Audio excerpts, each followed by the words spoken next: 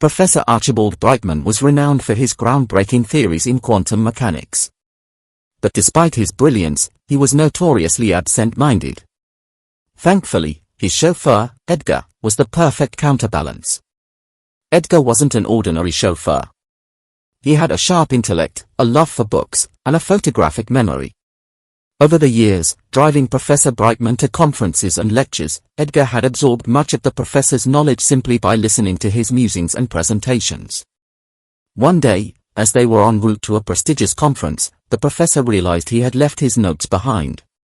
He groaned, "Oh, Edgar, I've done it again. I can't possibly present without my notes." Edgar glanced in the rearview mirror and said calmly, "Don't worry, Professor. I know your lecture on quantum entanglement by heart. I've heard it at least 20 times. The professor blinked. "You know it by heart." "Indeed," Edgar replied with a small smile. "I could even deliver it if needed." A spark of mischief lit in the professor's eyes. "Very well, Edgar. Let's test this. You'll present in my place, and I'll sit in the audience, disguised, to see how you do." Edgar was hesitant but agreed.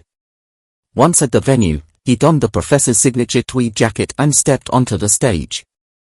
He delivered the lecture flawlessly, answering complex questions with ease, even adding his own thoughtful insights.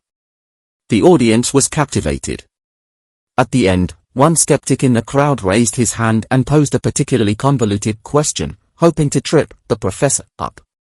Edgar smiled warmly and replied, "An excellent question. But it's so fundamental that I'll let my chauffeur in the audience answer it."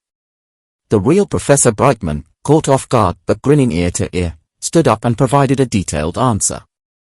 The room erupted in applause, none the wiser to their ruse. From that day on, Edgar wasn't just the chauffeur, he became the professor's trusted research assistant.